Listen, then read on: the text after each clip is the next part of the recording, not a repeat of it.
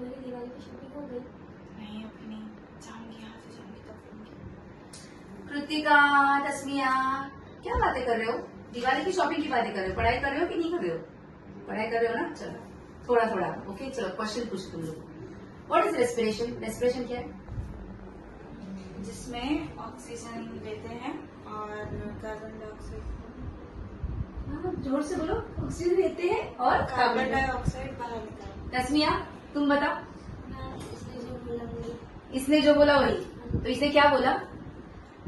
Oxygen अंदर लेते हैं, कार्बन डाइऑक्साइड बाहर। ओके बच्चों, लेकिन ये है breathing process. Okay so students, अभी जो कृतिका ने और तस्मिया ने बताया था कि inhaling and exhaling, inhaling O2 and exhaling CO2, ये एक ब्रीदिंग प्रोसेस है and breathing is a part of respiration.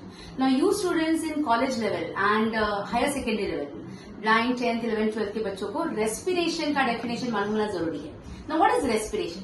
Respiration is an intracellular process of oxidation. मतलब ये सेल के अंदर, हमारे जो बॉडी के सेल्स है उसके अंदर होने वाला ये प्रोसेस है, in which organic food like glucose, okay, जिसके अंदर जो सेल के अंदर हमारा ग्लूकोज होता है वो ब्रेक होता है in presence of oxygen, is broken down in presence of oxygen.